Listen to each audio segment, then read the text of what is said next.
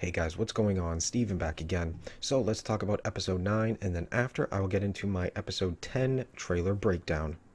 Now I just want to say if I sound funny, I currently have a head cold, so bear with me here. Alright, so episode 9. I could say I enjoyed this episode. I thought this episode was pretty good. We had lots of interesting moments. Let's see, we get the Bishop and Lagatha. To me, I got more of a Ragnar Athelstan type of relationship between these two, even though I think the Bishop wants to do the dirty deeds. But I think the Bishop is learning both sides about these people. When he was with Ivar, he basically kind of saw like the ruthlessness of them. He tried to have some dialogue, with Ivar and stuff like that, but didn't seem to really go over too well. And now when he's talking to like Lagatha, he's, kind of getting, what is it, like more in depth, like when they're talking about like their religion and everything, what was it, worshiping the soul and the body and loving the body, whatever it was. He kind of got more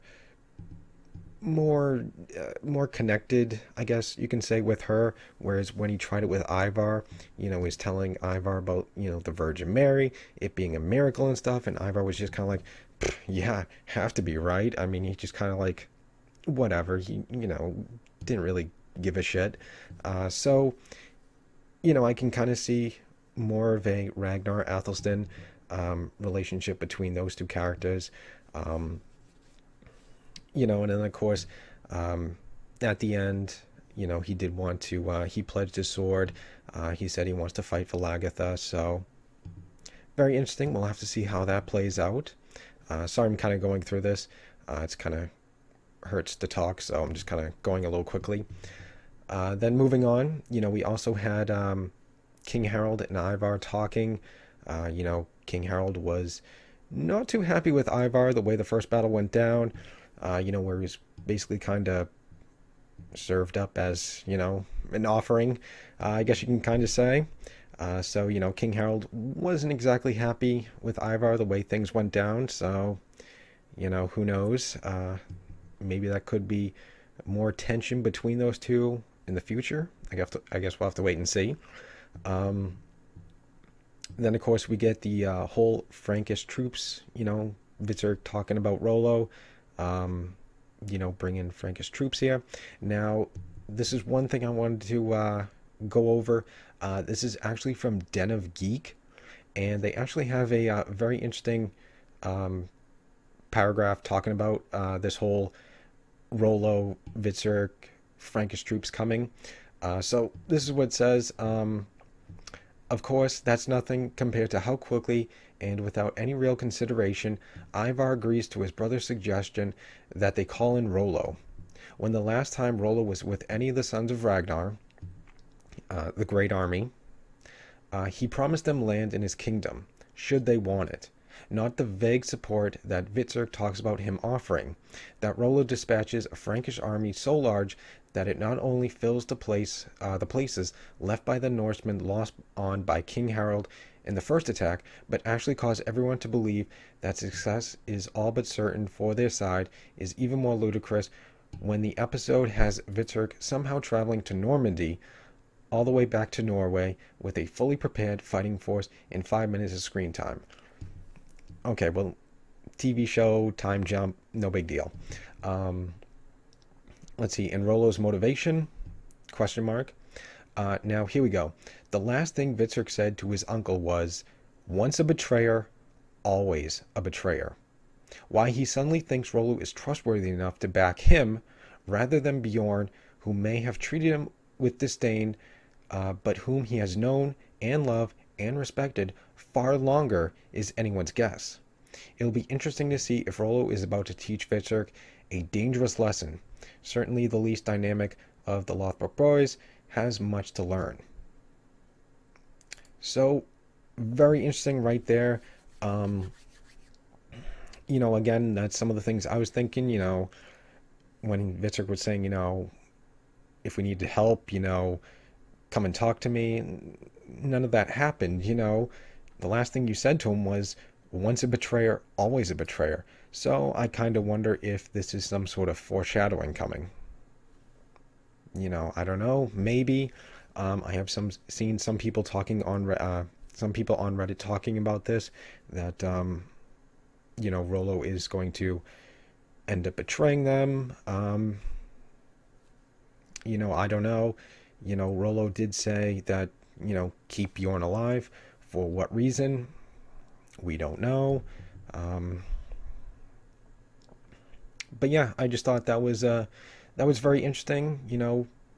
Why did Rolo all of a sudden just, give Vitserk, an entire Frankish army, which, like I said in my in my reaction video, I wouldn't want to be one of those Frankish troops. Here you go fight with those guys that tried to invade us. Yeah, I'd be a little scared about that. But yeah, I think this will be very interesting to see how this plays out whenever Rolo returns, which I don't know if it's going to be next episode or when the season returns. But yeah, I guess we'll have to wait and see. Is this foreshadowing? Once a betrayer, always a betrayer. So is, like I said, is Rolo going to betray him and switch sides? Guess we'll have to wait and see. Um, yeah, I'm gonna try to quickly move on here. Then of course we get some stuff going on with Floki. Of course there's more trouble going on with those naysayers and everything like that. Floki tries to keep calm the situation. Don't ascend into chaos. That's what he wants when he says to Edge. I'm always going to call him Edge, no matter what his name is. Because those two are just about to go at it, but he calms down the situation, and backs down. And then, of course, at the end of the episode, his entire temple is burning to the ground, and I think this is where Floki basically lost it. I think those two are definitely going to go at it at this point. I mean, poor Floki. I mean, the guy just wants to, live in this land with the gods and everything like that. And you get these people just causing trouble. Everybody's trying to make it work. And, I mean, they're burning down his temple and stuff. That's not cool. So, I think, episode 10, I think we'll definitely see some consequences of that happening. Let's see, what else do we got here? I'm trying to go through my notes as quickly as I can.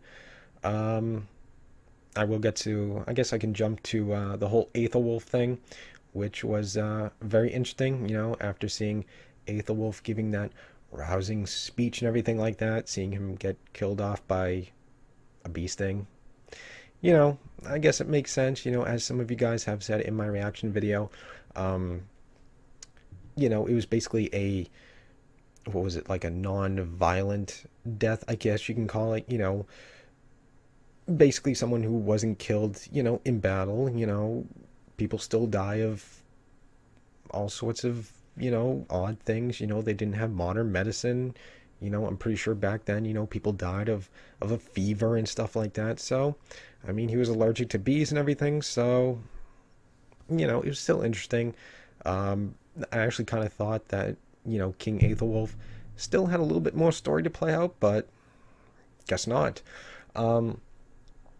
Now, as for who becomes king, I think that was very interesting. It was supposed to be, I'm probably going to butcher his name, Athelred, his son, but, of course it came down to Alfred to take over. Yeah, I don't know how that's going to play out. I can't see that playing out very well. I don't think he's the type of leader that they need right at this moment. I mean, granted, the Vikings have left, and they're off having a civil war against themselves. But when and if they return, which I'm sure they're going to, whenever that is, who knows?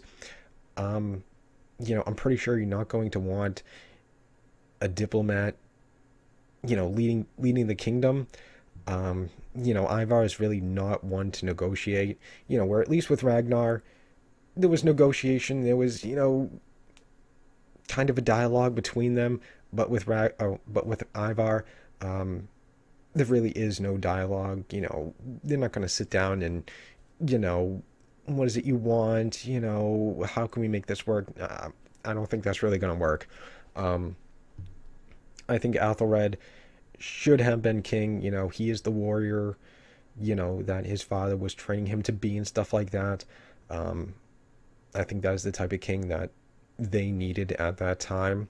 Um, because you're going to need, a general for whenever they return to plan strategy and stuff like that. But yeah, I don't know how that's going to play out. Looks like there's another brother versus brother type of conflict brewing, because you could definitely see in that episode, he was kind of pissed off. Everybody's singing, well, not singing, chanting, Long Live the King, and he was just kind of standing there, just silent. I don't even know what the people are going to think, because don't forget, after he said, I'm going to step down from this, I think my brother should be king, who agrees? People didn't seem too happy about that.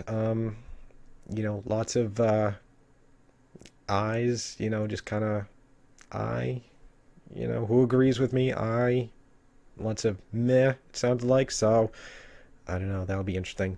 But, let's see, what else do we have? Trying to go through my notes here.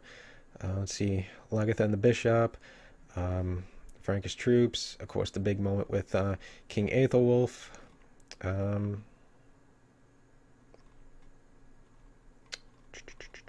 Just trying to go through this as quickly as I can. It's killing me to talk. Yeah, I mean, that's pretty much it. I mean, I covered, basically mostly the big moments of the episode. I guess I could try to get into some of the little things. Like this is also from Den and Geek. They're also thinking that next episode, Torvi might die. Margrethe might be taken out.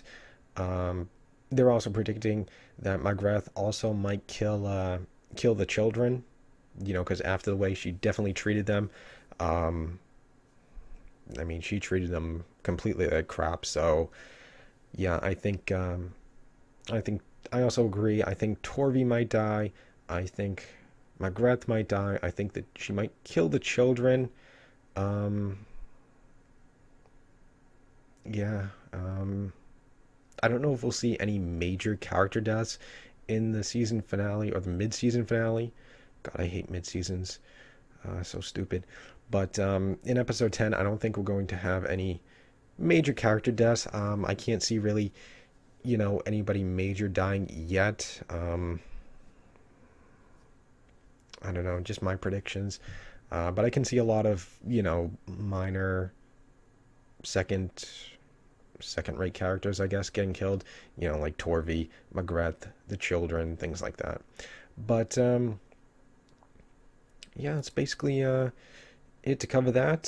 So let's get into the trailer for episode 10 and see what we got. Fleog fagrar öron Fara brott med vikingum Styra dyrum knörri Tanda uppista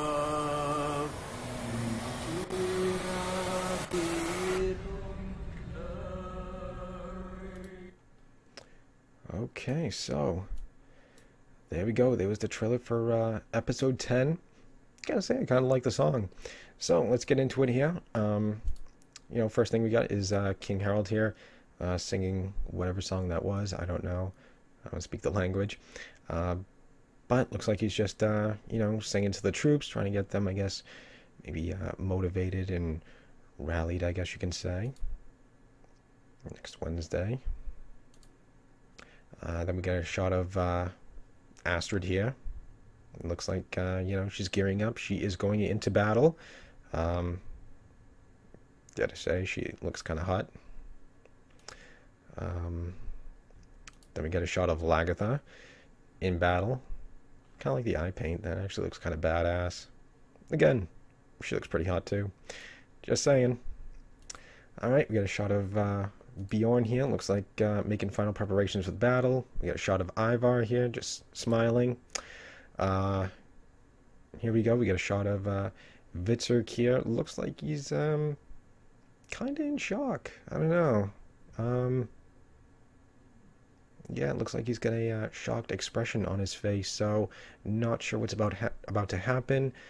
Maybe this is the moment where Vitzerk and Ube come face to face, because I think in one of the previous trailers I did, I think it showed them, basically going at it, and there was a knife right next to Vitzerk's neck.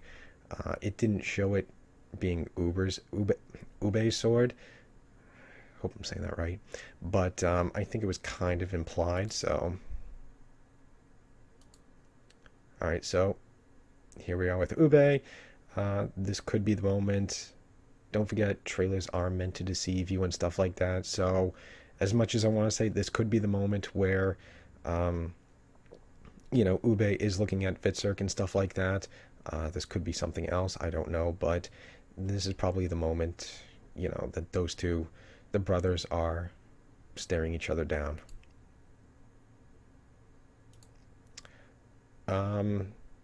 Yeah, here we go.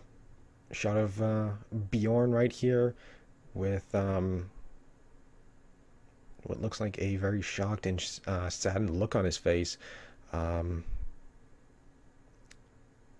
To me, I kind of want to say this maybe could be the moment when Torvi dies.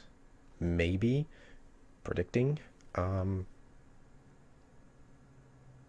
Yeah, I don't know. That's just kind of my guess. I think maybe that's what he saw. He's seeing Torvi maybe getting cut down or something. I don't know. It's just my guess. All right, another shot of Lagatha here. Pretty badass shot. You got the black war paint on, blood splattered all over her face. Looks pretty badass. And we get a shot of the bishop. I really don't know what to say about this shot. Not really much to go on. Just a shot of the bishop. Yeah. All right, so then we got Ivar here standing, and as you can see, here are the Frankish troops come, running in. We get a shot of Halfdan here. Looks like he does have a go back.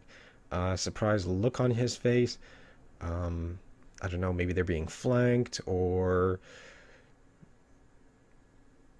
I don't know, their plan backfired maybe. I don't know, but looks like he's got kind of a shocked look on his face. All right, we get a shot of Torvi here. Again, not much else to go on.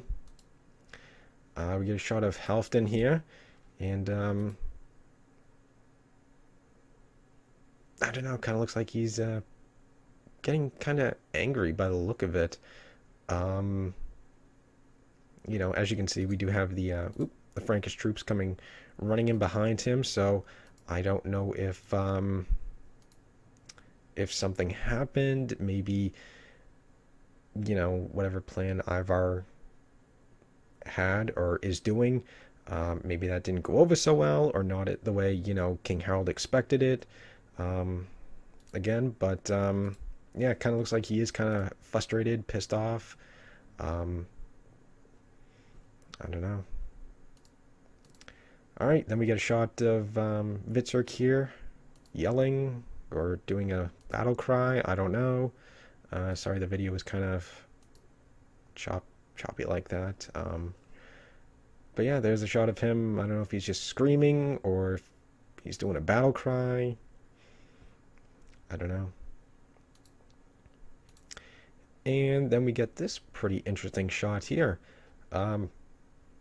Arrows raining down on Ivar, which, if you look closely, look ma, no hands.